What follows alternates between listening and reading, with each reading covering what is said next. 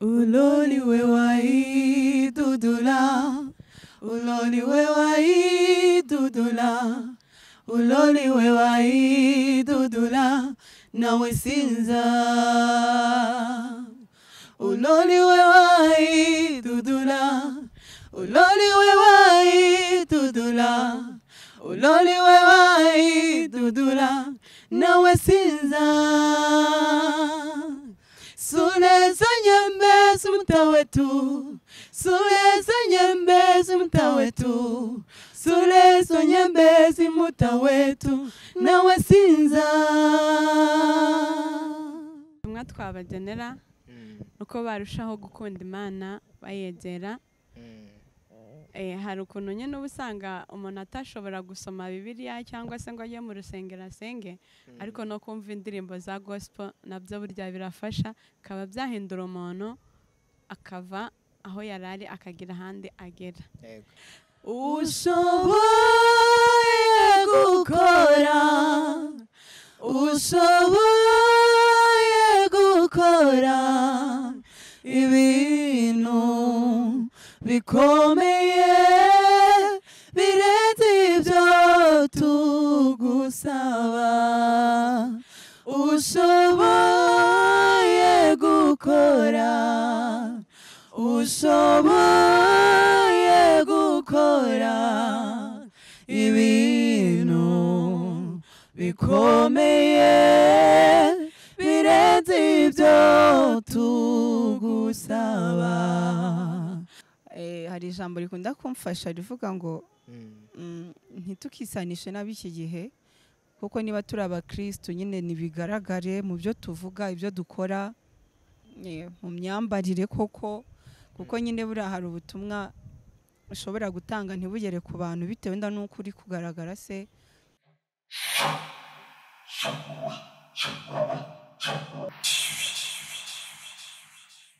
Yeah, already welcome people on the Saturday TV day to make out Yambo by Badman. Represent here is fight for what you want. Father, just I rave to your boy DJ Wakanda. We present Rwanda Talent and Famous. Uyu munsi nguko mubona kuri kamera zacu za Saturday TV twakiriye abatumirwa tubaye ikaze kuri Saturday TV. Murakoze cyane. Muratangira mwibwira abadukurikiye. Yego, murakoze uko mubona hano. Amazina ni Diane Uwamahoro. Yego. Aho mugenzi wawe? Yego, nanjye nitwa Umugwaneza Modestine. Modestine? Yes. Ariko muri impanga. Ko musa cyane. Yeah. Nibyo cyangwa nibeshye? Subiza. Yeah, ntabwo ari byo, ariko nyine abantu benshi niko babizi.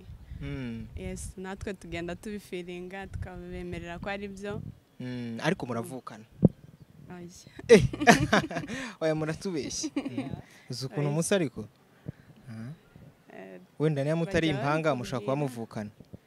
Yeah, bajya babitubwira ariko nyine ntabwo ari ibyo, ntabwo ariko bimeze. Yego. So rero twabakiriye kuri Saturday TV, wenda hari abari kwibaza ati se mukora iki? Hari kwibaza ati se muri ababyinnyi? Murabasobanurira. Yego. Mu buzima busanzwe turi abanyeshuri, twiga muri kaminuza ya Kibogora Polytechnic hano ku ishami rya Rusizi. Hanyuma turabaririmbyi, turaririmba indirimbo zimbaza Imana. Okay, gospel. Yes, gospel. Ego, wenda ku bakunzi bacu hari abari kwibaza ati se gospel bimeze bite? Muhanze muducishiza akantu gato kugira ngo buri wese yumve koko ko muri abahanzi. Maze muducishamo akantu gato cyane, mudushyire muri mudu y'ikiganiro. Tugiye kwarimbira indirimbo y'ikizuru ya Zahara. Yego, turamukunda cyane. Iravuga ngo uloli wewaye dudula. Nta kibazo, twatangira tukabaririmbira. Yego. Uloli wewai dudula, uloli wewai dudula, uloli wewai dudula, nawe sinza. Uloli wewai dudula, uloli wewai dudula, uloliwe waidudula nawe sinza suleza nyembezi mtawetu suleza nyembezi mtawetu suleza nyembezi mtawetu nawe sinza uloliwe waidudula uloliwe waidudula uloliwe waidudula nawe sinza uloliwe waidudula uloliwe waidudula uloliwe waidudula nawe sinza. Ya we kabisa numva kabisa mufite amajwi meza gusa nge numvaga amajwi ntago numvishije ubutumwa banze musobanure mbere na mbere bivuze iki ni kihe kirimi se ubundi mbere na mbere indirimbo bari Kizuru indirimbo ya Zahara indirimbo wenda nuko taririmbye yose ariko irimo ubutumwa bavuga ngo nyine yarimo avuga ku bantu bafite urugendo rwo kujya mu ijuru ahoko nyine ibyo tugenda duhura nabyo bigenda bidusunikiriza kwegera Imana nyine tugasenga pati tunibivuga neza tugasenga noneho ilalofle ivuga ngo uloliwe irimo itubwira ko nyine duhanagura amarira tukihanagure kuko nyine mu ijuru tuzayahozwa. Yego wenda nkanjye nk'Ikizuru ntago ndi kubyumva neza ni kirimi ni kirimi cyo mu kihe gihugu I think mu Rwanda se ni ururimi ntago rwo mu Rwanda ntago ari rwo mu Rwanda ariko na maybe ko ari muri South Africa. Gusa nyine ndamukunda cyane ntago nigeze nkurikirana ngo no mu kihe gihugu gusa maybe ubwo biraza kwita ko binantera kubabaza aho mu rugo ubwo binteye kwibaza se mu rugo ni South Africa cyangwa ni mu Rwanda hagana he ngewe mu rugo ni Rubavu mu Rwanda mu karere ka Rubavu umurenge ni Bugeshi. Yes Bugeshi i Rubavu. Na mugenzi wawe se nanjye iwacu ni mu Rwanda mvuka mu Rwanda mu karere ka Nyabihu umurenge ni Karago. ubwo Nyabihu na Rubavu mwahuye gute kugira ngo mwihuze byagenze twabaye inshuti cyane kuva kera turi n'abana batoya aho twigaga segonderi twize hamwe segonderi turi inshuti cyane tubana muri korali no muri kaminuza nyine ubwo bikomeza gutyo mukomeza kwibera inshuti. Nibyo kabisa ni naho havuye igitekerezo cyo kuba mwatangira urugendo rwanyu rwa muzika. Byahire muri kaminuza cyangwa ni muri segonderi? Muri kaminuza. Okay.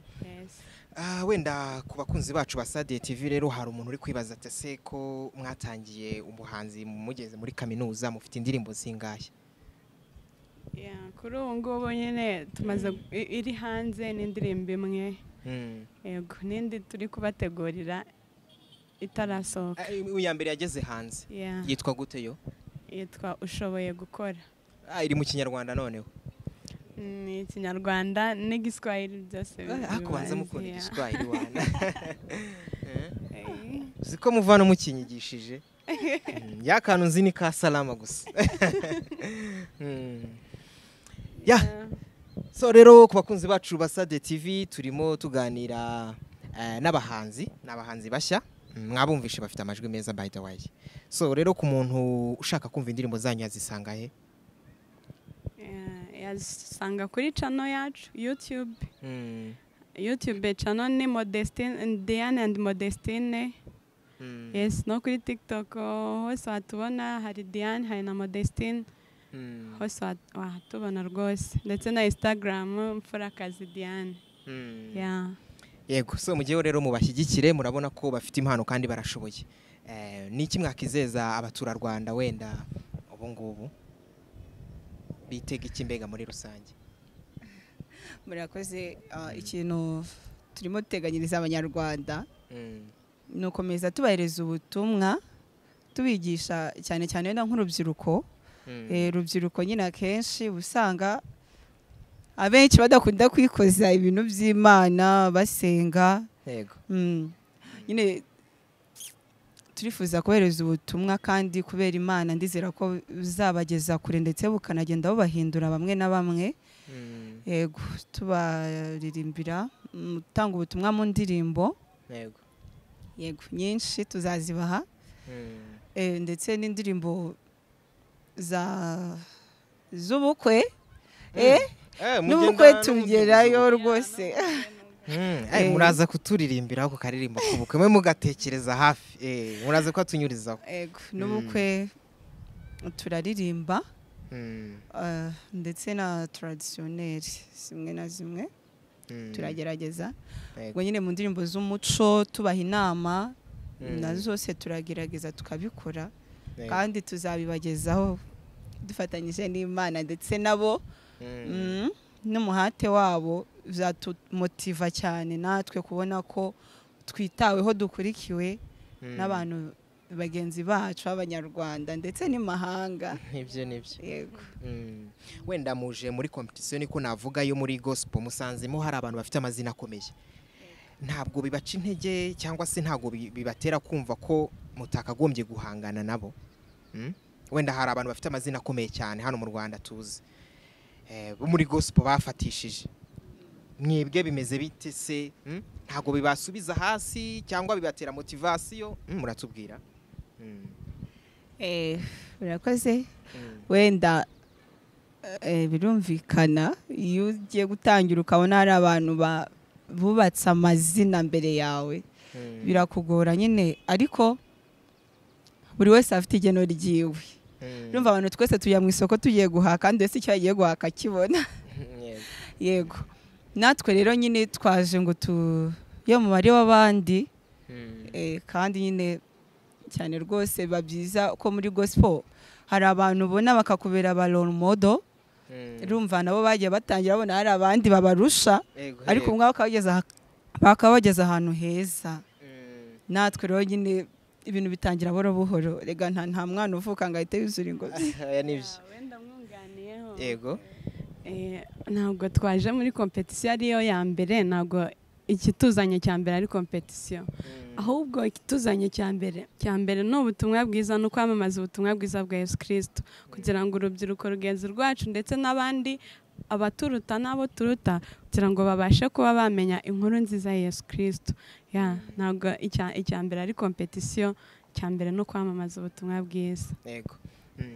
Muri urwo rugendo rwo kwamamaza inkuru nziza ni bande mwireferaho se cyangwa mwumva mwifuza kugera ku kigero cyabo? Ubundi nyine ntabwo aho Imana ikugejeje ntabwo uba warahapanze mbere. Yego, nk'umuntu turategura, nk'abantu turategura, ariko n'Imana nyine aho ishaka kugera niho ikugeza. Yes, njye nuko nagisubiza. Yego. Hari igitekerezo nawe wumva washyira kuri ibyo ngibyo? Yego cyane, nyine Imana nyine twe turumva turabipanga ati nge ndifuza kuba umuntu nyine nifuza kuba nagera kure, ariko Imana byose nibigena. Gusa nyine nanone hari abantu bambera abarora modo muri gospel music. Yego. Ni nk'abande? Wa mbere ni Israel Mbonye. Yego, ndanamukunda cyane, sabe namenye ko mukunda.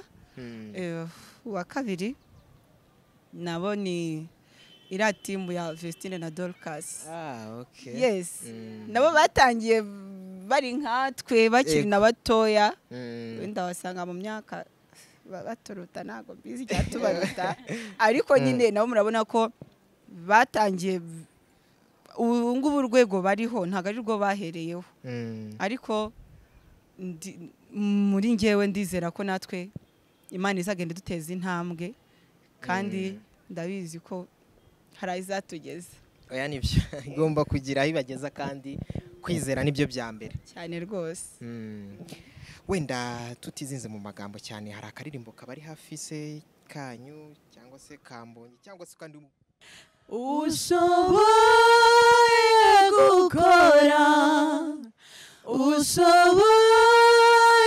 gukora ibintu bikomeye birenze ibyo tugusaba ushoboye gukora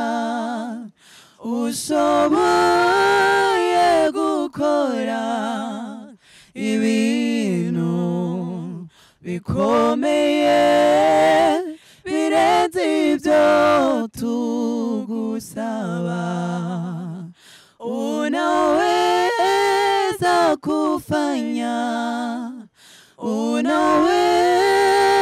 kutenda mambo makubwa zaidi ya niombavyo unaweza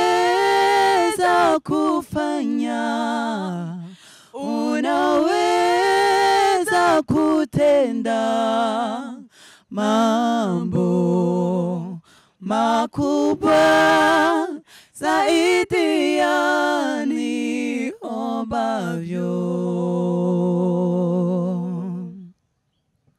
yawe kabisa.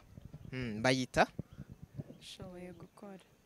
niyo ndirimbo yanyu nshyashya iri hanze. Numvisha ari nziza cyane kabisa. Irimo n'ubutumwa narindi kubwumva bwanshengeye. Umuntu yayumva kabisa agafashwa. Wenda aha hanze hari ibintu birimo bigenda bivugwa ku muvandimwe wanyu se cyangwa uwo navuga ko uwo mukunda mwavuze kuri ya timu ya Vestine na Dorcas.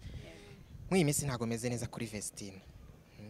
Ntago meze neza bamwibase sinzi niba mwabimenye. Yego turi kubibona. Wenda mu byakirute se mwebwe cyangwa se mu bivuga iki ku bigenda bimuvugwa. So wenda nta mpamvu yo gucira umuntu urubanza. Ngewe nyine uko mbyumva cyangwa se ku giti cyanjye. Yego. Ubundi umuntu n'ubuzi kunabanye n'Imana ye cyane rwose. Ntabwo najya gucira umuntu urubanza ngo yasenga muri ritorero ngo none ngo yasutse ngo yagize gute oya. Dini nyakuri n'umutima w'umuntu. Kandi ubundi n'abantu basuka nabo kandi barasenga kandi bazi Imana. Sinzi wenda niba kuvuga ko umuntu asenga ari uko azaba afite natirere cyangwa se wenda aziyogoshesha. Ntago mbizi ariko rwose pe nta kosa yakoze cyane rwose. None mwebwe se ko muri kuzamuka ntago bibatera ubwoba ko namwe wenda bishobora kuzababaho mugasanga muri basiwe nk'ikigero nawe ari kwibasirwaho? Ubundi urumva nta umuntu wanze kuvugwa ngo yaheze mu nda ya mama we. Niyo mpamvu rero n'ubundi nyine umuntu aza kuri social media kugira ngo abantu barebe batere comment nafite icyo kuvuga bakivuge. Umuntu wenda aramutse yumva adashaka kuvugwa yakicara akajya mu nzu w'agatuza. Umva rero nyine ntabwo wabura kuvugwa. Yego hari abakuvuga neza n'abakuvuga nabi bitewe n'uko umuntu ashaka kukuvuga cyangwa se ashaka guclassify. Ariko ibyo byose nyine gomba kubinyuramo kandi ukanyuramo neza gitwari. Wenda mu magambo make ni buhe butumwa se cyangwa wabwira cyangwa se iri jambo wabwira Vestine muri ibi bihe ku buryo ryamukomeza? Shabana yanjye muri bikomeye Vestine rwose icara utuze umva ukomeye ukomeze wisengere ahubwo mva agira dutemo n'indi ndirimbo pe. Ukuri kandi yumva akomeye yihangane kandi yiturize. Biba byiza guceceka mu kigerageza. Nta guceceka. Oya biba byiza iyo ucecetse nyine. Ubundi kirazira kugira ngo ugire ibintu byinshi uvuga uri mu kigeragezo. Oya urituriza ukicecekera ahubwo birarangira rwose kandi ukacyambuka neza nk'intwari. Yego. None wowe kuri wowe wumva gusuka hari kosa yakoze cyangwa yaba yararengereye? Ku bwanjye ndumva nta kosa yakoze. Nta ryo pe. Nawe wumva wasuka? Nanjye ejo bundi batazabona nasutse ngo yananiranye. Oya gusuka ni amahitamo y'umuntu kandi nyine umuntu niwe ureba ikintu umuntu rega numenye icyo yifuza n'icyo ashaka ntabwo rero nzifuza kugenda nka runaka uwo niwe nanjye ni njyewe yego buri wese aragira uko ateye cyangwa se n'uko yumva ibintu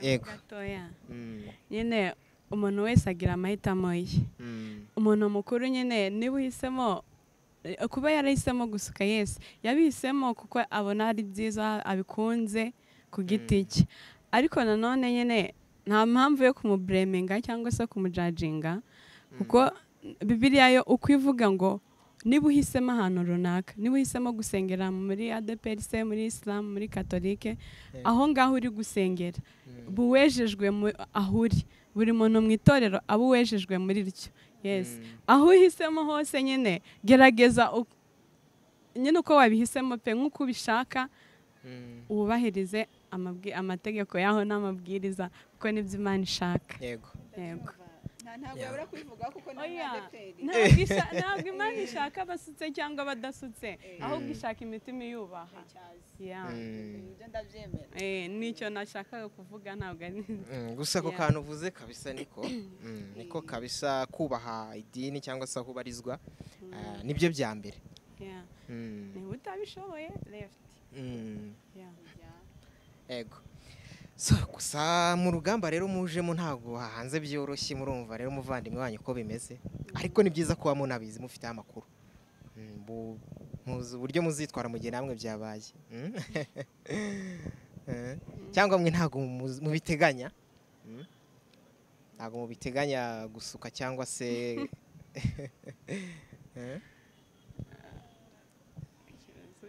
ndabyumva gusuka ngenda nabikora ya kutasutse wenda ubu ngubu uko mbona ntasutse ahubwo dushobora kuzaba mu nzira nasutse da yego siko ntaba nkikumenye nitege urumva nakumenye ku kanatirere gutyo nyine nta cyaha kirimo pe nta cyaha kirimo njye uko mbyumva nk'uko twahoze tunabivuga ariko nyine niba uhisemo ikintu gikore kuko ntawe uguhitiramo ngo kora iki ngo akubureminge ngo kora iki mu itsinda rya ba Vestine na Dorcas tuzi ko wenda umuntu twavuga nk'aho ariyoboye ari Vestine mwebwe muri mwe uyoboye itsinda ryanyu ninde ninde uriyoboye ubu ni ngewe twebwe rero ukuntu tumeze biragoye kumenya umuyobozi ariko buriya umuntu mukuru buriya niwe uyoboye mukuru mu myaka se mu myaka ndakaruta uramuruta mukuru ni ngewe mukuru ubwo niwe muyobozi umuyobozi ubu yavutse ryari cyangwa nibanga ubwo se biri ngombwa niba bitari ngombwa nta kibazo ntacyo ariko kuba tumenya umuyobozi ni byiza cyane iyo ni gato ni njye gakuru so hari akaririmbo se kari hafi kabandi se wenda mwatubwiye ko mukunda Israel Mbonyi hari ako muzi kabari hafi wenda muducishirize mu masegonda make tugenda tunagana ku musozo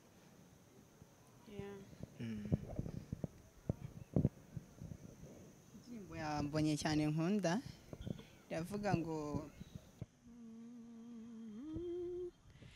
sibyo nibwira kubagirira si bibi ahubwo ni byiza kugira ngo mbare mu mutima w'ibisaza ndabakunda ngaho mugende mubwira abababaye muhumurize abakomeretse mubabwire base barebe dufite Imana itagihinduka yadusanze twigaragura mwifata idukuramo iratweza iratubabarira ikiruta ibindi idusezeranya ubugingo yadusanze twigaragura mwivata idukuramo iratweza iratubabarira ikiruta ibindi idusezeranya ubugingo. Wow, ya siko numvaga tutarangiza. Reka nawe. Numvaga aka karirimbo katarangira. Ni keza cyane. Ufite amajwi meza kabisa. Ufite amajwi meza gusa n'abakunzi bacu rero ba Sadia TV muze rero kutubwira uko mwabyakire cyangwa se uko mwakira ino mpano. Gusa ngewe amanota yose ndayabahaye kabisa. Kurangaye kwijana. Ijana ku ijana cyangwa se 10 ku 10. Ariko ijana ku ijana niyo mbahaye nge. Muri 110 tuzabireba ubutaha. 10 waburye. 110 bizaba nimukora ibyo mwatubwiye ziriya zose mwatubwiye mugiye kuzasohora. Niba niho tuzayabaha. So rero ku bakunzi bacu ba Sadia TV rero nagusaba niba turakanda subscribe kuyikora kugira ngo tuzajye ucikwa n'impano nshya kandi zigiye zitandukanye. Tugena tugana ku musozo. Nube ubutumwa mwagenera abaturarwanda muri rusange. Ubutumwa mwagenera abaturarwanda muri rusange. Murakoze. Ubutumwa twabagenera uko barushaho gukunda Imana bayegera. Hari ukuntu nyine ubusanga umuntu atashobora gusoma Bibiliya cyangwa se ngo ajye mu rusengero asenge, ariko no kumva indirimbo za gospel nabyo burya birafasha, kaba byahindura umuntu akava aho yarari akagira ahandi agera. Yego ngiye nubwo butumwa nabaha. Murakoze. Dana wowe nubuhe wagenera abakunzi bawe muri rusange? Yego murakoze. Ubutumwa nagenera abanyarwanda bose cyangwa se n'abazumva ikiganiro cyacu. Yego hari ijambo rikunda kumfasha rivuga ngo ntitukisanishe n'ab'iki gihe, kuko niba turi abakristo nyine nibigaragare mu byo tuvuga, ibyo dukora, mu myambarire kuko nyine buriya hari ubutumwa ushobora gutanga ntibugere ku bantu bitewe n'uko uri kugaragara se. Yego nyine duhinduke muri byose, niba turi abakristo koko tugana mu ijuru, bigaragare n'utubona nyine tubonemo mwuka wera, kandi dusaba Imana dushoboze gukiranuka ku gato ndetse no ku kanini, ahagaragara n'ahatagaragara. Burya ntabwo nzavuga ngo ndi umukiranutsi kandi nyine ngera ahantu hari ibyaha nanjye nkisanisha nabyo. Yego bigaragare nyine hariho hose, aho abantu bambona naho batambona. Yego ubwo butumwa nababwira, kandi turushaho kwegera Imana nayo izatwegera. Nibyo. So rero ku bakunzi banyu hari abifuje rero kuba cyangwa se bashaka kuganira namwe, kuba bavugisha, wenda mwababwiye YouTube channel, ariko se abashaka kuganira namwe babasanga he kuganira namwe? Yego abashaka kuganira natwe yego badusanga kuri campus, kuri University ya Kibogora Polytechnic, ishami rya Rusizi. Yego riri Kamembe umujyi, hafi y'ikibuga cy'indege. Dukoresha Instagram, hari Imfurakazi Diane, yego na Modestine Ineza. Noneho kuri TikTok n'ubundi hari Imfurakazi Diane na Modi Ineza, ni kuri TikTok.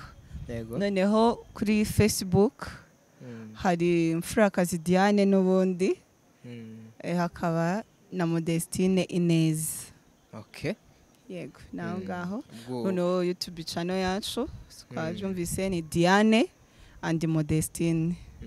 Yego aho ngaho rwose wahadusanga, dukeneye wese abantu yahatubona. Ku muntu uzandika wenda kuri Instagram abandikira muzamusubiza cyangwa muzitwara nk'aba star tuzi batajya basubiza? Nukubasubiza rwose, niyo message aba ari 1000. Nuko zisubiza. Ko hari abo wandikira ukabona nibagusubiza, baba batanze nimero akaba ari byo bibafasha. namwe mutange nimero kugira ngo abafite niyerekwa baritambutse binyujije kuri Facebook ryatugeraho kuri Facebook cyangwa kuri Instagram nabwo ryatugeraho cyane. ubwo abakunzi rero bacu bashakaga nimero kugira ngo yerekwa baritambutse mwumvisha mugomba kuritambukiriza ni kwizo mbuga. So rero twarimo tuganira na timu nziza cyane naba gospel baririmba gospel yes baririmba neza nabasaba rero kujya kubashyigikira kuri YouTube channel yabo. Twaganiriye ni byiza kandi niba nawe ugeze aha ureba iki kiganiro uri umuntu w'agaciro cyane gusa niba utarakora subscribe nagusaba kuyikanda kugira ngo ibintu bikomeze bigende neza cyane. Dusoreze ku ndirimbo yanyu ubundi dusoze ikiganiro.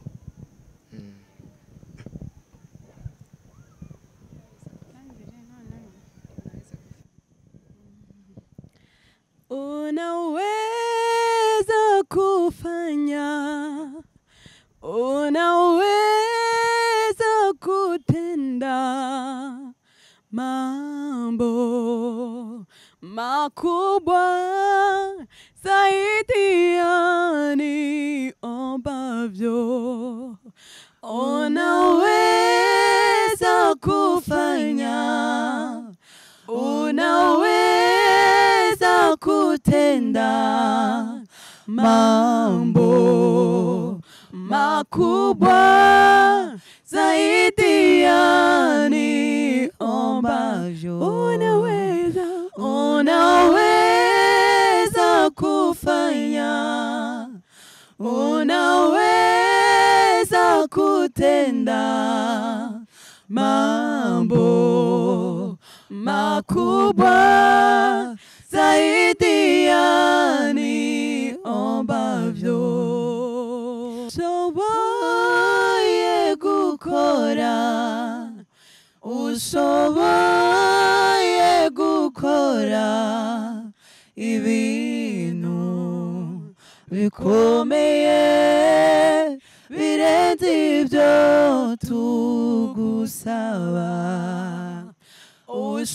Ushoboye gukora, ushoboye gukora ibintu bikomeye birenze ibyo tugusaba.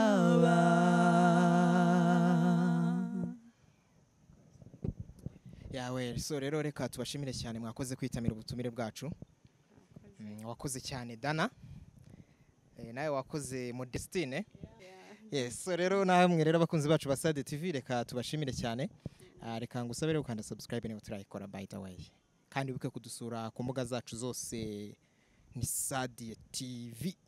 Je mwabanye rero yari DJ Wakanda Famous, ndabashimiye cyane.